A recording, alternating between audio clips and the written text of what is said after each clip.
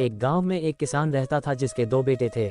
वह बहुत ही आलसी और निकम्मे थे। वह अपने पिता को कामकाज में हाथ बटाने के बजाय आलस किया करते थे, इधर उधर घूमते फिरते थे। किसान को अपने बेटों की बहुत फिक्र थी। वो सोचते था कि मेरे मरने के बाद इनका क्या होगा, यह अपना पेट कैसे भरेंगे, अपने परिवार को कैसे संभाल पाएंगे। एक दिन किसान की हालत बहुत ही गंभीर थी। किसान मरने की हालत में था। तभी किसान ने अपने दोनों बेटों को बुलाकर उनसे कहा कि हमारे खेत में एक खजाना गड़ा हुआ है, लेकिन वह किस जगह है उसकी जानकारी मुझे भी नहीं है, लेकिन खोदने बाद तुम्हें वो खजाना मिल जाएगा।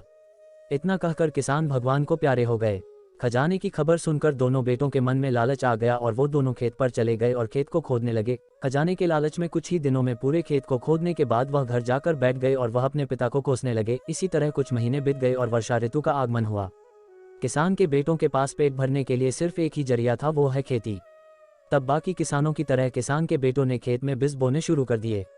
वर्षा का पानी पाकर वह बीज अंकुशित हुए और देखते ही देखते खेत लहराने लगे। ऐसा लग रहा था कि हवा के झोंके से लहरा रहा था। यह देखकर किसान के बेटे बहुत खुश हो गए। उनको समझ आ गया कि परिश्रम ही सच्चा धन होता है और वो उसी तरह से अपने पिता के शब्दों का मोल भी समझ गए और अपने कामकाज में लग गए।